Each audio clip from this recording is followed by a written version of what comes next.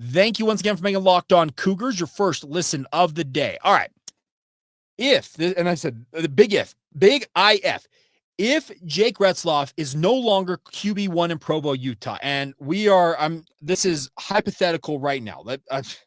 This podcast is going to be one that is going to be remembered for some time, it feels like. But the question is, if Jake Retzlaff is unable to continue as BYU starting quarterback, who is going to assume the mantle as being QB1 in Provo, Utah? Well, as things stand, as of the recording of this podcast, so May 22nd, 2025, there are 4 candidates currently inside the BYU football program, inside that quarterback room, that were lining up behind Jake Retzlaff.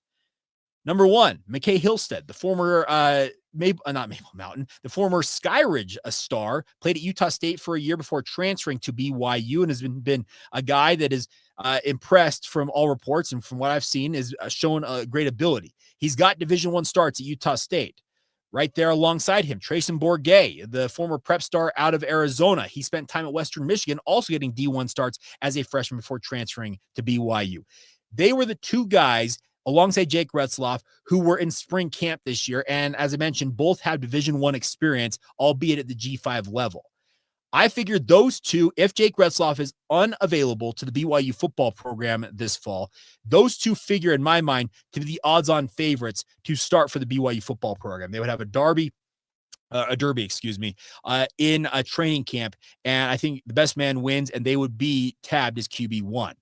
Other options out there, Bear Bachmeier, 4-star talent, recent transfer in from Stanford. He is a 6'2", 225-pound just specimen of an athlete. Can he pick up the BYU playbook fast enough? And can he impress enough would be a 3-week span during training camp to pass by McCae Hillstead or Treyson Bourguet and become QB1 in Provo in a very, very short amount of time? The option exists there. The 4th man in the mix, or the 4th player in the mix, is Emerson Geilman, a prep star who led Bountiful High School this past season to a state title, has a ton of physical tools, but he is an 18-year-old true freshman, fresh out of high school. Is expecting him to come in and rise to the top of the depth chart, much like Bear Bachmeier in maybe 2 or 3 weeks in training camp. Is that too much to ask? Probably. So you have 4 options.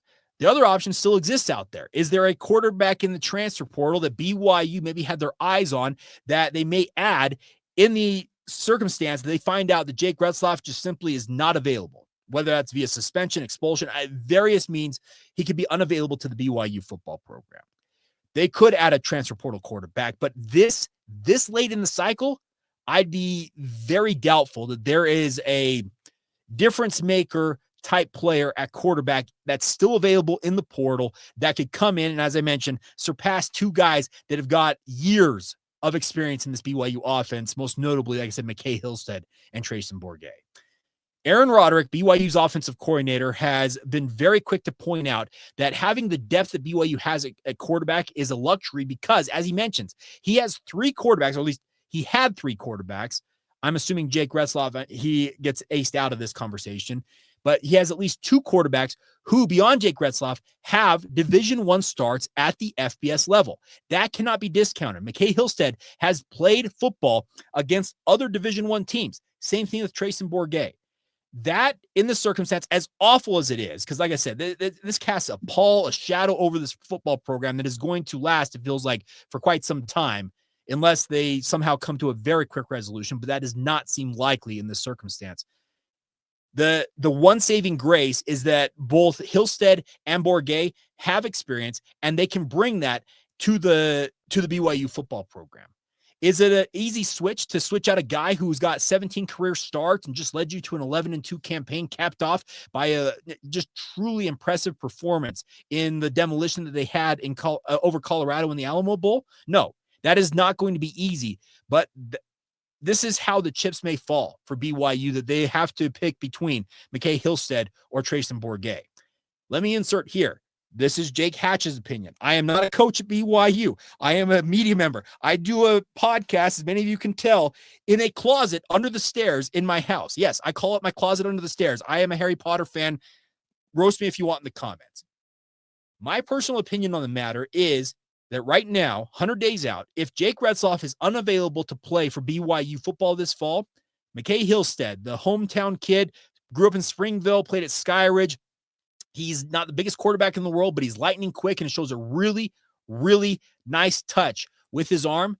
I believe that McCae Hillstead would ultimately end up becoming the starting quarterback for BYU. Now, could he prove ineffective and could he be replaced? Absolutely. I think that BYU would go into the season potentially even carrying on through the non-conference slate. As I mentioned, they open up against Portland State 100 days from now. The following week, they take on Stanford, and then they travel to East Carolina. BYU, in theory, could use those 3 non-conference games as a trial period of sorts to really see if it's Hillstead or Bourguet, if they feel like those two have proven themselves. Or if Bear Bachmeier, if his talent is as good as advertised, he could enter that conversation. It could be a 3-way battle. I can't count on anybody in this circumstance, but the tough part about it all is just simply acknowledging the fact that BYU could be out without a guy that they were wholly counting on to lead this BYU offense that has a lot of weapons. They've got at least two very capable running backs. They've got multiple wide receivers. They've got a tight end core, a tight end in particular in Carson Ryan, that they really think could rehabilitate the image of tight ends.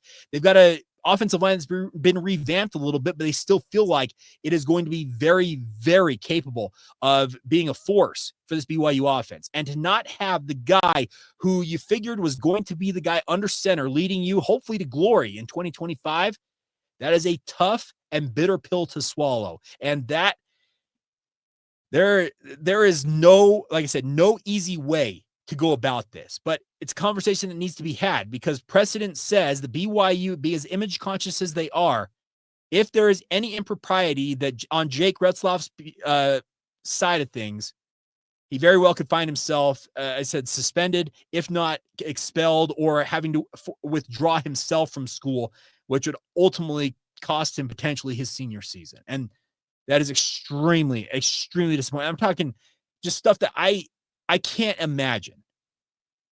And it breaks my heart in many respects because I feel for the alleged victim here if something happened there, because I'm a dad. I've got a daughter.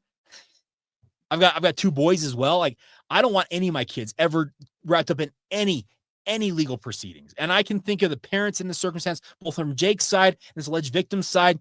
I know that BYU's coaches look at their players as extensions of their families. Like, they think of them as their own sons. I don't mean to get emotional here, but this is a really, really hairy and uncomfortable position for everybody. I'm talking across the board. Nobody wants to be in this position that the BYU football program finds themselves in right now. And is there going to be a quick and easy resolution? No, there is not. And they have to now prepare for all options. That is potentially preparing for a season where you do not have the guy you expected to be under center leading your program that you thought potentially could lead you to a Big 12 championship, to the college football playoff. And now, as I mentioned, having to look at other options. And I think that, in my opinion, McCae Hillstead will be atop that list, at least from my vantage point.